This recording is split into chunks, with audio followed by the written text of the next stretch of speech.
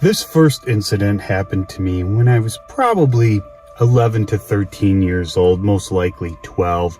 So we're talking mid to late 1980s here. I was a loner before high school. I did not have many friends. I was a tall but skinny kid during this time. And having lack of friends and it being the 1980s, other than video games and TV, we didn't have much in the way of entertainment. I would often get on my bike and I would just ride. One of my favorite places to go was a school called Serena Hills. I would only go there on the weekends when the school was closed. We lived in a suburb of Chicago called Chicago Heights, and it was pretty close to the house, 2 or 3 miles. I don't remember exactly how far it was. I would often go there to play on the playground, which back then consisted of 12-foot steel slides, big, huge wooden splintery forts, along with tire forts, and merry-go-rounds, and rocking horses, and swings that were all constructed of rusty metal. Those were the good old days, right? So I was there playing by myself, and there were some high school kids playing as well, and they would often go there and toss a ball or frisbee, whatever. But one of them started to come over to me, and it was getting maybe about half an hour before sunset. And he comes over to me, and I didn't know this kid, so I'm by myself, and kids being kids, and bullying was really popular back then. I thought he was going to do something, but he didn't. Instead, what he does, he goes, "Hey, kid." I go, "Yes." He goes, "What's that in the sky?" And at first, I wasn't going to play along, but if he was there to beat me up, I thought I should. So I look up and I glance and I see this object in the sky. It was orange and triangular in shape with sharp defined edges, but I don't remember any detail. Now, as odd as that was, it gets odder. I only stared for maybe 2 seconds, and I look back and I go, "That is weird." And the kid goes, "Yeah, that is, isn't it?" And he walked back to be with his friends. I didn't give it much more mind after that for the next few minutes until the sun started to go down a little further. And I picked up my bike and I'm thinking I should probably get ready to go home. And I get off the swings or whatever I was playing on at the time. I don't remember. I mount the bike and I look up one more time and the thing hasn't moved. Now, the only thing I remember behind this orange object was some wispy high altitude clouds with this raw sky behind it. So I didn't really have any reference for size or distance or anything.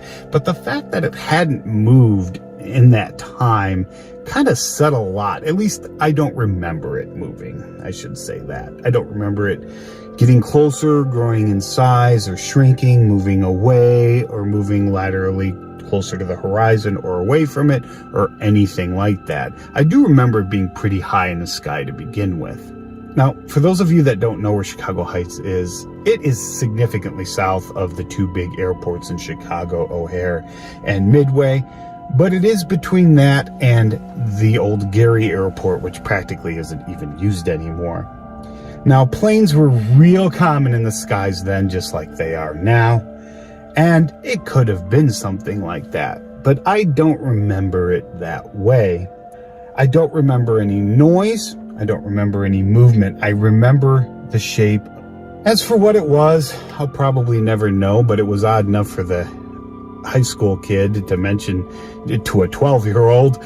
So that's why I remember it more than anything. If that kid hadn't come up to me, and even if I had seen it on my own in the sky, I probably would have forgotten that this ever happened.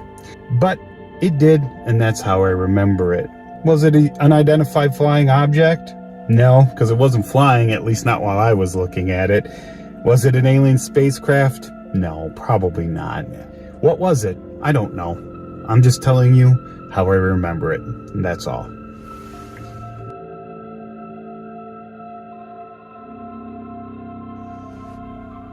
Okay, fast forward now about 3 years. I am no longer a tall, skinny kid. I am a tall, built kid. And now that I'm in high school, even though I'm still sort of a loner, but I have friends now, and many of them are still friends with me to this day, including RJ, who will be in this story as well. And it's been more than 30 years. But we were still riding our bikes around the neighborhood as we had, because we still got bored. And it's the early 1990s now, so teenagers did not have cell phones, and we didn't carry maps with us either. But this particular day, and I don't remember whether it was spring or summer, I don't think we were done with school yet. I do remember it being warm, but I think it was spring, and I'll come back to why I think that is. So me and RJ get on our bikes, and we decide to just go to a friend's house.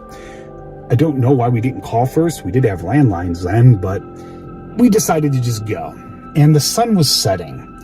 So we decided to take a shortcut in a way we had never gone before. And as we're pedaling our bikes, we are on this road that is new to us, and we're heading north.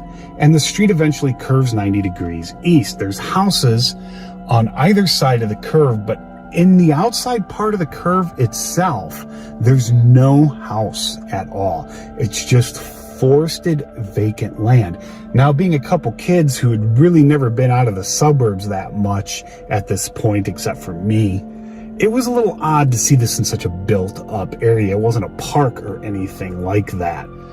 Now, we just kind of shrugged it off, and we went to our friend's house, and we get there, and for the life of me, I can't remember whose house it was. I want to say it was our friend Josh, but I could be wrong on that. Anyway, we go inside, and his parents were leaving in about an hour, and he was going to go with them. I have no idea where they were going. So we just stood there and did what kids do, trying to kill time. We basically BS'd. I don't remember if we went to his room or we just hung out in the living room or kitchen or whatever. I don't remember. But what I do remember, and this is why I think it was spring and not summer, is that when it came time to go, his parents asked us if we wanted a ride. Well, we would have had to have left our bikes, and we did not want to do that because we didn't want to be without them for a week or two in case we wanted to go riding again. If it was summer, we could have just come by the next day. So I think it was spring. We were still in school, and I wouldn't be able to have my mother, or RJ wouldn't have his dad, to come pick up our bikes until the weekend at best. So we got on our bikes and we started to head back home the way we came, and it would be a good half-hour bike ride for me. I don't remember how long for RJ, but as we're riding, it is now dark. It is pitch black dark, and there was a full moon. I know now it was a full moon. I don't remember it being a full moon, but it had to be because we were maybe 45 minutes after sunset, and the moon was coming up from the east and putting a nice light on us, even though there were, houses around. So knowing what I know now about astronomy, that only happens at or close to a full moon. So we're pedaling, and we come upon that vacant lot. And being teenagers, we decide that we're going to go exploring. Now, there was a house to our left, maybe 80 feet to the left, and it had some lights on. And the house to the right was a little further away. So this was a couple of acres of empty land, and there were no trespassing signs. So we got off the road, put our bikes down, and decided to go exploring. Now, it was a little lower in elevation, maybe 2 or 3 feet. And that's probably why it was vacant, because it would have cost a lot of money to backfill this thing and build a house. But I seem to have a vague recollection of there being a creek in the back of the property. I could be wrong about that. So this could have been a little floodplain area too. But anyway, we start going down, and we're walking. And at first, it's not very dense, the woods, and there's no underbrush, or practically none. But as we get deeper in, there's a little bit of underbrush, but it's still pretty sparse. But the trees increase in density. And we get to a point where these two strong, thick trees compared to the much younger surrounding trees. And I'm just looking at the light shining from the houses and from behind us by the moon. And all of a sudden, RJ points to something and goes, "Steve, you see that?" And I look, and I'm like, "Oh, you mean that white garbage bag in the distance over there between the two large trees?" And he goes, "Yeah, but I don't think it's a garbage bag. It moved." I'm like, Nah, dude, it's probably the light or the moon or whatever. And it had to actually been a clear night because I don't remember the moon being blocked, but I think it was a little bit windy at the time. I do remember some rustling of leaves.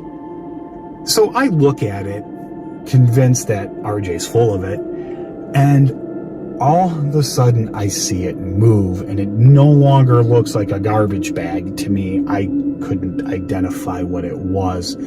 What I remember is this thing just morphing and beginning to, if you would call it, stand up. It didn't really have a form, and I don't even know if it was white, but it was definitely lighter than anything surrounding it. And this late at night, your color vision is shot. But this thing just rose up from a blobular form on the ground into this almost humanoid type shape, but it had no features. There were no discernible arms, legs, facial features, or anything like that. And this all happened probably within a matter of 5-6 seconds at the most. And that was enough to send us running back to our bikes, basically freaked out, not knowing what to do. And we weren't the type of kids that got scared very easily. But we got back on our bikes, and we didn't stop pedaling until we got home. What was it? I don't know. Something definitely moved, at least from what I remember. I did say it was a little breezy. It could have been an empty garbage bag that the wind had picked up. Now, although we had lights coming from 3 directions, it was spotty and it was still relatively dark. The movement per se that this thing seemed to have been having could have just been shadows moving over it. Or this could have been an animal like a white-tailed deer. We didn't hear any noise. It was silent other than us talking and the wind blowing. But large animals in the woods can be deadly silent. They don't need to make noise, as me and Sarah have learned from black bears up in the UP. I would like to think it's something like that, but in reality, I just don't know.